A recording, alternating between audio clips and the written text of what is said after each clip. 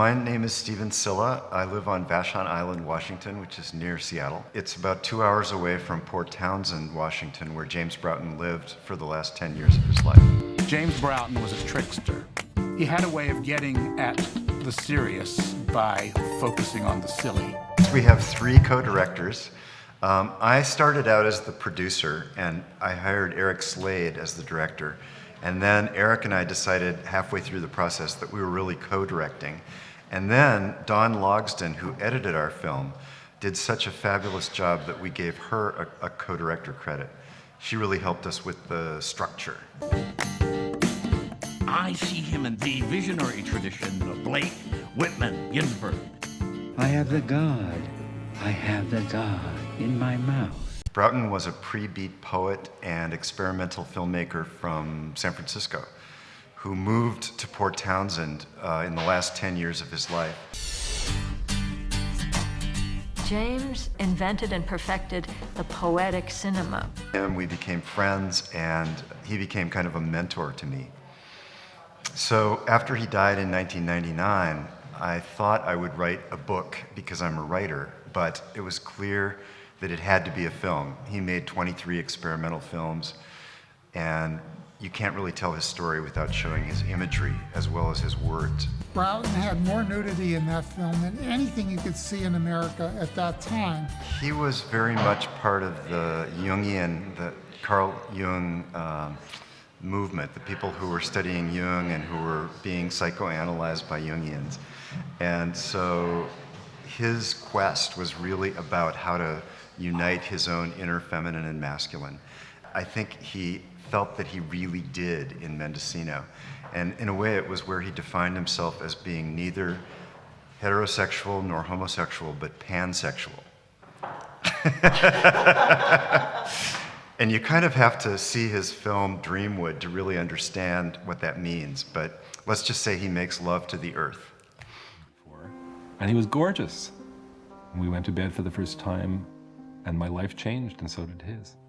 I love Mendocino. I've only been here a couple of times before, but James Broughton was also a lover of Mendocino. He came up here for a retreat when he was 40 years old, and the retreat gave him a whole book called the Androgyne Journal.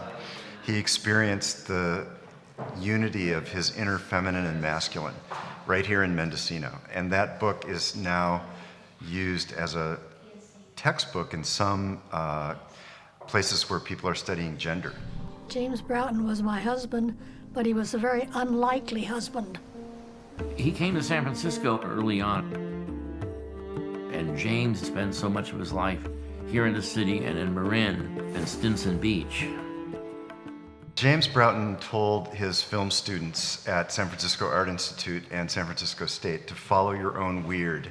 Don't make the film anyone else can make the film only you can make. He was forever liberating people. Go do it. Make your own kind of mess. Follow your weird. Do your odd thing. And we hope with Big Joy to inspire the audience to follow their own weird. I think Big Joy is a perfect name for James, and he seemed to be saying that it's quite simple. You just let go. Get in touch with their own creative muse. It looks fascinating. That's what he felt he did when he was here in Mendocino. So it feels like a homecoming to bring the film here. We've always seen the Big Joy project as a multimedia project. The film is part of it, but we're also encouraging people to have salons where they read poetry to each other and to create films for each other, like James Broughton and his friends did during the San Francisco Renaissance period right after World War II. We're hoping to create kind of a Big Joy movement. And it's already starting to happen. There's a group of DJs, young DJs from San Francisco, who are producing 3 CDs of dance tracks with James Broughton reading his poetry. And there's a woman who used his film, The Bed, to inspire a dance, and she's producing that in San Francisco.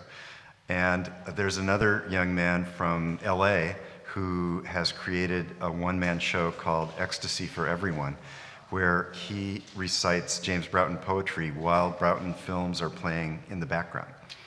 So it's pretty exciting to see that the work of Broughton is being revived by this film. And I have to say that this is the only film festival I've been to where you get a baguette in your bag. It's fabulous. I believe in ecstasy for everyone.